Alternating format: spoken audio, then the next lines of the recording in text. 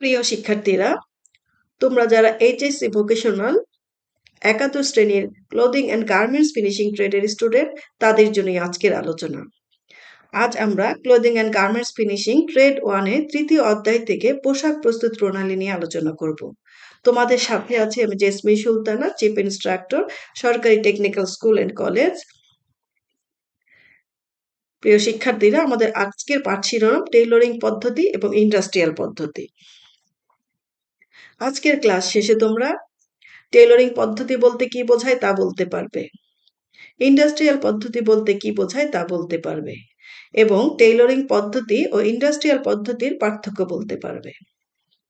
চলো প্রথমেই আমরা জেনে নেই টেইলরিং পদ্ধতি বলতে কি বোঝায়।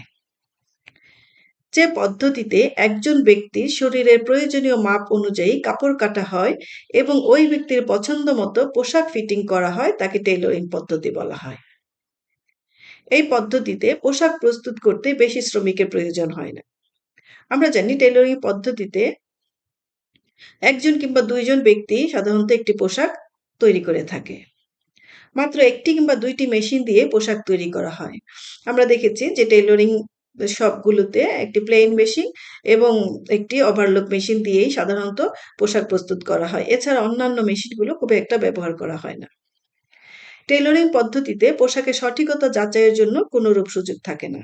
অর্থাৎ যেহেতু টেইলরিং পদ্ধতিতে একজন ব্যক্তির শরীরের মাপ নিয়ে এবং ব্যক্তির পছন্দ মতো ডিজাইন অনুযায়ী পোশাক প্রস্তুত করা হয়, তাই এবং একটিমাত্র কাপড়ই কিন্তু ক্রেতা দিয়ে থাকে, যার কারণে সেই কাপড়টি দিয়েই কাপড় কেটে তার পছন্দ মতো ডিজাইন অনুযায়ী পোশাক তৈরি করা হয়। এর ফলে সেই কাপড়টি দিয়ে আলাদা করে তার মাপের সঠিকতা বা পোশাকের সঠিকতা যাচাই করার জন্য কোনো স্যাম্পল পোশাক তৈরির সুযোগ থাকে না।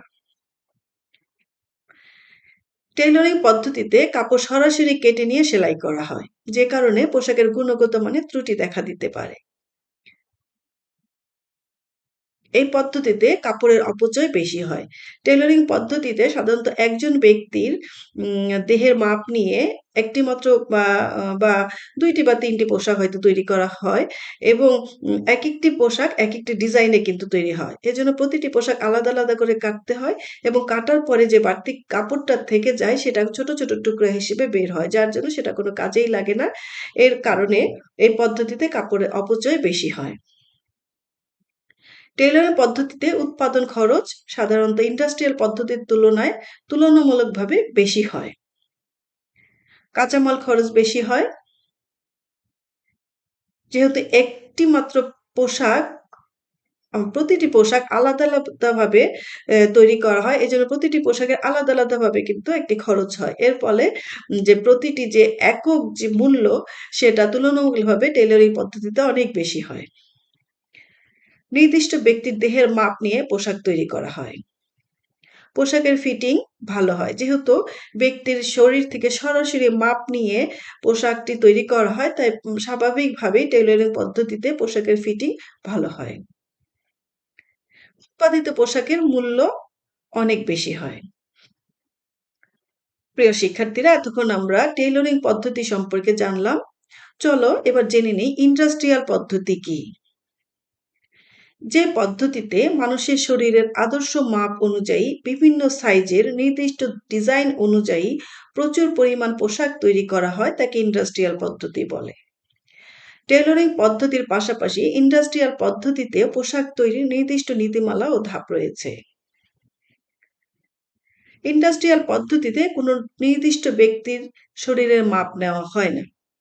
প্রিয় শিক্ষার্থীরা, আমরা সবাই জানি ইন্ডাস্ট্রিয়াল পদ্ধতিতে একসাথে প্রচুর পরিমাণের পোশাক তৈরি করা হয় এবং একই ডিজাইনের বিভিন্ন সাইজের পোশাক তৈরি করা হয়। এই কারণে কোনো নির্দিষ্ট ব্যক্তির শরীরের মাপ নেওয়ার কোনো সুযোগই থাকে না। ইন্ডাস্ট্রিয়াল পদ্ধতিতে প্রচুর পরিমাণে উৎপাদনে যাওয়ার পূর্বে পোশাকের সঠিকতা যাচাইয়ের জন্য স্যাম্পল প্যাটার্ন তৈরি করে স্যাম্পল তৈরি করা হয়।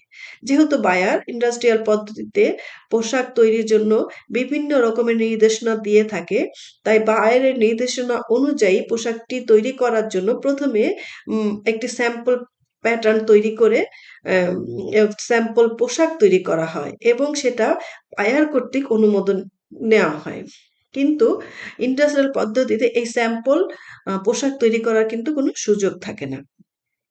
স্যাম্পল সঠিক হওয়ার পরে প্যাটার্ন গ্রেডিং করে আবারও কাপড় কেটে প্রতি সাইজের জন্য স্যাম্পল তৈরি করা হয়, যাকে প্রোডাকশন স্যাম্পল বলে। যেহেতু ইন্ডাস্ট্রিয়াল পদ্ধতিতে একটি নির্দিষ্ট পোশাকের জন্য বিভিন্ন সাইজের পোশাক তৈরি করতে হয়। একটি নির্দিষ্ট ডিজাইনের পোশাক বিভিন্ন সাইজের, যেমন small, medium, large, extra large ইত্যাদি বিভিন্ন সাইজের পোশাক তৈরির প্রয়োজন পড়ে। তাই সেই পোশাকের প্যাটার্নটা গ্রেডিং করে একটি নির্দিষ্ট মাপকে আদর্শ ধরে সেই প্যাটার্নটাকে গ্রেডিং করে তার চেয়ে ছোট, বড়, মাঝারি এরকম বিভিন্ন সাইজের প্যাটার্ন তৈরি করে তবে প্রোডাকশন স্যাম্পল তৈরি করা হয়, এবং এই স্যাম্পলটি সাধারণত প্রোডাকশন স্যাম্পল নামে পরিচিত। প্রোডাকশন স্যাম্পল সঠিক হওয়ার পরে একই সাথে অনেকগুলো পোশাকের কাপড় কাটা হয় বলে কাপড়ের অপচয় কম হয়। এই প্রোডাকশন স্যাম্পল যখন বায়ার কর্তৃক অ্যাপ্রুভ করা হয়, তারপরেই কেবল প্রচুর পরিমাণ পোশাক উৎপাদনে যাওয়া হয়। এর ফলে কাপড়ের অপচয় কম হয়। ইন্ডাস্ট্রিয়াল পদ্ধতিতে একটি পোশাকের বিভিন্ন অংশের বিভিন্ন কাজ ভিন্ন ভিন্ন লোকের দ্বারা সম্পাদন করা হয়।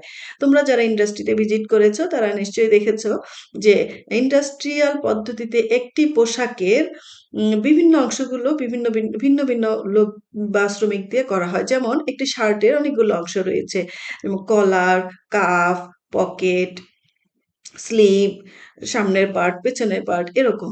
তো এতে দেখা যায় একটি কলার তৈরি করতে কিন্তু একাধিক শ্রমিক কলার তৈরি কাজটা করে থাকে। কেউ হয়তো কলারটা জয়েনিং দেয়, কেউ তার উপরে টপ স্টিচ দেয়, কেউ আবার কলার মেক করে।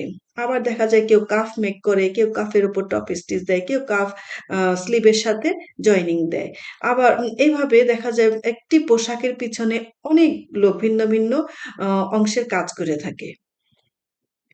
পোশাকের গুণগত মান অনেক উন্নত হয়। যেহেতু ছোট ছোট একটি অংশ একজন লোক বারবার করতে থাকে, তাই সে দেখা যায় ওই অংশের উপরে, যেমন কেউ কাফ মেক করছে, সে কাফ মেক করতে করতে কাফ মেকের ওপরে এক্সপার্ট হয়ে যায়। আবার কেউ কলার মেক করছে, যে সে কলার মেক করতে করতে অনেক বেশি অভিজ্ঞ বা দক্ষ হয়ে যায়। এর ফলে পোশাকের গুণগত মান টেইলরিং পদ্ধতির তুলনায় অনেক উন্নত হয়। ইন্ডাস্ট্রিয়াল পদ্ধতিতে বহু সংখ্যক মেশিনের প্রয়োজন হয়। তোমরা যারা ইন্ডাস্ট্রি ভিজিট করেছো দেখেছো যে ইন্ডাস্ট্রিয়াল পদ্ধতিতে অনেক রকমের মেশিন ব্যবহার হয়। যেমন সেলাই করার জন্য প্লেন মেশিন, ওভারলক মেশিন, বোতাম ঘর লাগানোর জন্য বাটন অ্যাটাচ মেশিন, বোতাম বোতাম অ্যাটাচ করার জন্য বাটন অ্যাটাচ মেশিন, বোতাম ঘর তৈরির জন্য বাটন হোল মেশিন। আবার কাপড় কাটার জন্য straight knife cutting machine, band knife cutting machine, আবার পোশাক ফিনিশিং এর ক্ষেত্রেও বিভিন্ন রকমের মেশিন ব্যবহার করা হয়। ইন্ডাস্ট্রিয়াল পদ্ধতিতে অনেক শ্রমিকের প্রয়োজন হয়। পোশাকের উৎপাদন খরচ তুলনামূলকভাবে অনেক কম পড়ে। কেননা যেহেতু একসাথে অনেক বেশি পোশাক তৈরি করা হয়, এই কারণে দেখা যায় যে একক খরচটা অনেক কম হয়ে যায়। প্রতিটি পোশাক তৈরি করতে সময়ও অনেক কম লাগে, যেহেতু একসাথে অনেকগুলো পোশাকের কাপড় কাটা হয় এবং একই সাথে অনেক বেশি শ্রমিক একসাথে একটি পোশাক তৈরি করে থাকে। এই কারণে দেখা যায় সময় অনেক কম লাগে। ইন্ডাস্ট্রিয়াল মেশিনে পদ্ধতিতে অনেক উন্নত মানের মেশিন ব্যবহার করা হয়, যেগুলোর স্পিড সাধারণ মেশিনের চেয়ে অনেক বেশি। এই কারণে সময়টা কম লাগে। প্রিয় শিক্ষার্থীরা, আমরা ইন্ডাস্ট্রিয়াল পদ্ধতি এবং টেইলরিং পদ্ধতি সম্পর্কে জানলাম। চলো তাহলে এখন জেনে নেই ইন্ডাস্ট্রিয়াল পদ্ধতি এবং টেইলরিং পদ্ধতির মধ্যে পার্থক্য কি, কোন কোন জায়গায় এই দুইটি পদ্ধতির মধ্যে পার্থক্য রয়েছে। ইন্ডাস্ট্রিয়াল পদ্ধতিতে প্যাটার্ন কাটার প্রয়োজন হয়, কিন্তু টেইলরিং পদ্ধতিতে প্যাটার্ন কাটার কোনো সুযোগই থাকে না। আমরা ইতিমধ্যে আলোচনা করেছি ইন্ডাস্ট্রিয়াল পদ্ধতিতে যেহেতু একসাথে প্রচুর পরিমাণে পোশাকের জন্য কাপড় কাটা হয়, তাই কাপড় কাটায় যেন কোনো ভুল না হয়, এই কারণে পোশাকের মাপ এবং ডিজাইন অনুযায়ী প্রথমে একটা শক্ত কাগজের উপরে প্যাটার্ন অঙ্কন করে নেওয়া হয়। এই প্যাটার্নটা মার্কার পেপারের উপরে অঙ্কন করে নিয়ে এই মার্কার পেপারটা কাপড়ের লেয়ের উপরে বিছিয়ে তারপরে একসাথে অনেকগুলো পোশাকের কাপড় কাটা হয়। কিন্তু টেইলরিং পদ্ধতিতে যেহেতু একজন ব্যক্তির জন্য পোশাক তৈরি করা হয় এবং সেই ব্যক্তির মাপ শরীর থেকে সরাসরি নিয়ে সরাসরি কাপড় কেটে পোশাক তৈরি করা হয়। এ কারণে টেইলরিং পদ্ধতিতে এই প্যাটার্ন কাটার কোনো সুযোগই থাকে না। ইন্ডাস্ট্রিয়াল পদ্ধতিতে স্যাম্পল তৈরি করতে হয়, কিন্তু টেইলরিং পদ্ধতিতে স্যাম্পল তৈরি করার সুযোগ থাকে না। এ ব্যাপারে আমরা আগে আলোচনা করেছি। যেহেতু ইন্ডাস্ট্রিয়াল পদ্ধতিতে অনেকগুলো পোশাক একসাথে তৈরি করা হয়, তাই যেন কোনো ভুল ত্রুটি না হয়, তাই প্রথমেই একটি স্যাম্পল পোশাক তৈরি করে বায়ার কর্তৃক অ্যাপ্রুভ করে নিতে হয় এবং এই স্যাম্পল পোশাক যখন অ্যাপ্রুভ হয় তখনই সেই স্যাম্পল পোশাক থেকে আ উম পোশাক প্রোডাকশন স্যাম্পল তৈরি করে প্রোডাকশনে যাওয়া হয়। অর্থাৎ একসাথে প্রচুর পরিমাণ পোশাকের জন্য কাপড় কাটা হয় এবং সেলাই করা হয়। কিন্তু টেইলরিং পদ্ধতিতে এই স্যাম্পল তৈরি করার সুযোগ থাকে না। যেহেতু একজন ব্যক্তির পোশাক তৈরি করা হয়, তাই সেটা স্যাম্পল তৈরি করে যাচাই করার কোনো সুযোগ থাকে না। ইন্ডাস্ট্রিয়াল পদ্ধতিতে প্যাটার্ন গ্রেডিং করতে হয়। টেইলরিং পদ্ধতিতে গ্রেডিং করতে হয়। কেননা টেইলরিং পদ্ধতিতে প্যাটার্ন গ্রেডিং করতে হয় না। কেননা যেহেতু ইন্ডাস্ট্রিয়াল পদ্ধতিতে একই ডিজাইনের পোশাকের অনেকগুলো সাইজ তৈরি করতে হয়, তাই একটি মাপকে বা সাইজকে আদর্শ ধরে সেই সাইজটাকে ছোট বড় করে অর্থাৎ গ্রেডিং করে অনেকগুলো প্যাটার্ন তৈরি করা হয়। কিন্তু টেইলরিং পদ্ধতিতে যেহেতু একজন ব্যক্তির জন্য পোশাক তৈরি করা হয়, তাই সেটার গ্রেডিং করার কোনো প্রয়োজন হয় না। সেই ব্যক্তির শরীরের মাপ নিয়ে একটি মাত্র সাইজে পোশাক তৈরি করা হয়। ইন্ডাস্ট্রিয়াল পদ্ধতিতে আদর্শ শরীরের মাপে করা হয়, কিন্তু টেইলরিং পদ্ধতিতে নির্দিষ্ট ব্যক্তির মাপে করা হয়। কেন? কারণ ইন্ডাস্ট্রিয়াল পদ্ধতিতে একসাথে প্রচুর পরিমাণে পোশাক তৈরি করা হয় এবং কোনো নির্দিষ্ট ব্যক্তির মাপ নেওয়ার কোনো সুযোগই থাকে না। তাই একটি মাপকে আদর্শ ধরে সেই মাপ অনুযায়ী পোশাক তৈরি করা হয়। ইন্ডাস্ট্রিয়াল পদ্ধতিতে বহু সংখ্যক লোকের প্রয়োজন হয়, কিন্তু টেইলরিং পদ্ধতিতে অল্প সংখ্যক লোকের প্রয়োজন হয়। আমরা আগেই জেনেছি যে ইন্ডাস্ট্রিয়াল পদ্ধতিতে অনেক রকমের মেশিন ব্যবহার করা হয়। এই মেশিনগুলো অপারেট করার জন্য ভিন্ন ভিন্ন লোক থাকে। ইন্ডাস্ট্রিয়াল পদ্ধতিতে একটি পোশাকের জন্য অনেক শ্রমিক কাজ করে। যেমন কেউ আ কাফ মেক করে, কেউ কলার মেক করে, কেউ কাফ জয়েন করে, কেউ কলার জয়েন করে, কেউ স্লিপ জয়েন করে, কেউ স্লিপ অ্যাম আ স্লিপের মধ্যে কাফ জয়েন করে। এভাবে একটি পোশাকে অনেক লোকের প্রয়োজন হয়। কাজেই আমরা দেখতে পাচ্ছি যে ইন্ডাস্ট্রিয়াল পদ্ধতিতে বহু সংখ্যক লোকের প্রয়োজন হয়। কিন্তু টেইলরিং পদ্ধতি ১ জন কিংবা ২ জন লোকই পুরো পোশাকটা তৈরি করে। ইন্ডাস্ট্রিয়াল পদ্ধতিতে সময় ও কাঁচামালের অপচয় কম হয়। কিন্তু টেইলরিং পদ্ধতিতে সময় ও কাঁচামালের অপচয় বেশি হয়। ইন্ডাস্ট্রিয়াল পদ্ধতিতে কাঁচামালের অপচয় কম হয়। কেন?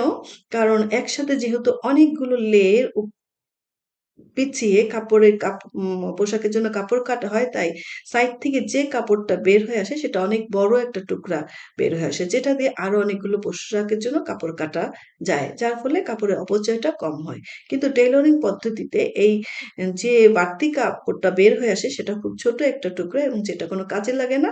এটা সম্পূর্ণই অপচয় হয়। ইন্ডাস্ট্রিয়াল পদ্ধতিতে বহু সংখ্যক সেলাই মেশিনের প্রয়োজন হয়। আমরা আগেও আলোচনা করেছি ইন্ডাস্ট্রিয়াল পদ্ধতিতে plain machine, overlock machine, button whole machine, button attached machine, cutting মেশিনের মধ্যে স্ট্রেট নাইফ কাটিং মেশিন বা ব্যান্ড নাইফ কাটিং মেশিন, এছাড়া কলার টার্নিং মেশিন, ফিউজিং মেশিন এরকম অনেক রকম মেশিন ব্যবহার হয়।